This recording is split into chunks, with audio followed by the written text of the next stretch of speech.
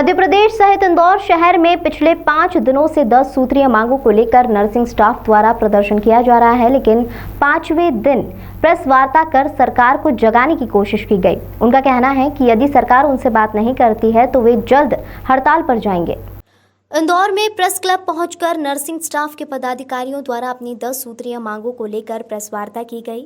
उनका कहना था कि आने वाले समय में प्रदेश के सभी मरीज और उनके परिजन से माफ़ी मांगी है।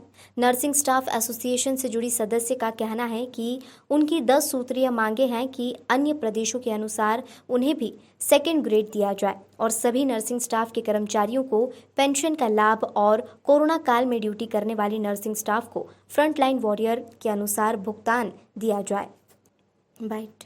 नर्सिंग स्टाफ द्वारा अपने 7 दिवसीय प्रदर्शन के बाद हड़ताल पर जाने की बात कही जा रही है।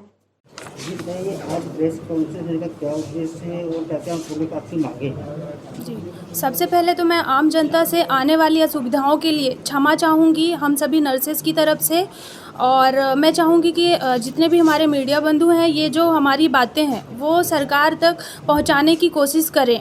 इसके लिए हमने ये मीडिया कॉन्फ्रेंस मीटिंग रखी है और हम क्षमा चाहते हैं आम जनता से। और हमारी 10 सूत्रीय मांगें हैं, जिसमें से कि जो हमारी पहली मांग है वो है सेकंड ग्रेड है, क्योंकि सभी सीमावर्ती राज्यों में कर दिया गया सिर्फ और सिर्फ मध्य प्रदेश को छोड़ के, जबकि मध्य प्रदेश आर्थिक नगरी भी है। और दूसरी है कि पुरानी पेंशन योजना चालू की जाए, क्योंकि आप नेता विधायक मंत्री एक दिन के लिए भी बने, आप उन्हें ताउम्र पेंशन देते हैं, तो ये भेदभाव हमारे साथ क्यों? क्योंकि हम पढ़ लिख कर आते हैं, इतने 60-65 सालों तक अपनी सेवाएं देते हैं, उसके बावजूद भी पेंशन योजना नहीं है, होनी चाहिए, मेरा कहना ये है।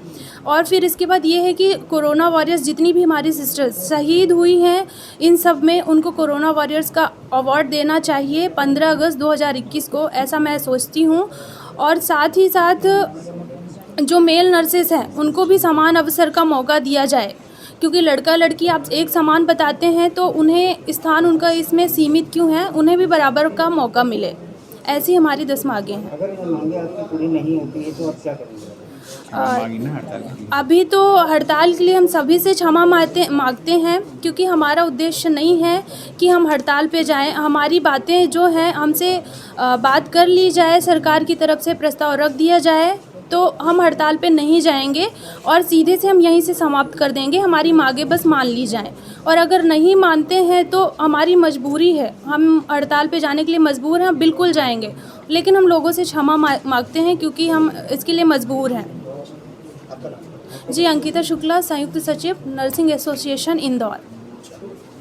ब्लैक फंगस भी महामारी अपने चरम पे, कोरोना ढलान पे है लेकिन ब्लैक फंगस चरम पे है। इस महामारी को ध्यान में रखते हुए हमने ये विरोध सप्ताह घोषित किया है। हम अगर चाहते तो अपनी सेवाएं बंद करके अनिश्चितकालीन हड़ताल पर चले जाते, लेकिन जनता के हितों को ध्यान में रखते हुए हमने ये विरोध सप्ताह किया है। लेकिन ये विरोध सप्ताह में हमें आज 5वां दिन, इस विरोध सप्ताह में सरकार, शासन, प्रशासन किसी ने भी हमारी सुध नहीं ली। बावजूद इसके भी हम अपना विरोध दर्ज करा रहे हैं। हम अपनी मांगों को शासन, सरकार और आप सभी मीडिया भाई बहनों की वजह से शासन, सरकार और जनता तक पहुंचा रहे हैं, ताकि हमारी मांगों का संज्ञान लिया जाए और इनका निराकरण किया जाए। लेकिन आज दिनांक तक इनका निराकरण नहीं